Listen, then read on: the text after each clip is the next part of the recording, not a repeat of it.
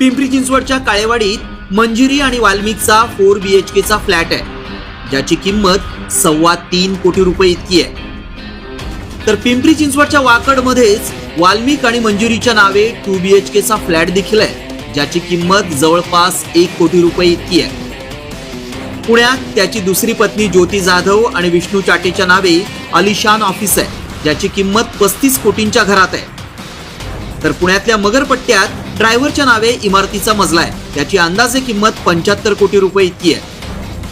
हडपसरमध्ये ज्योती जाधवच्या नावे 2 फ्लॅट्स असून त्यांची किंमत 3 कोटी रुपये इतकी आहे. तर सिमरी पारगावमध्ये सुदाम नरोडेच्या नावे 50 एकर जमीन आहे.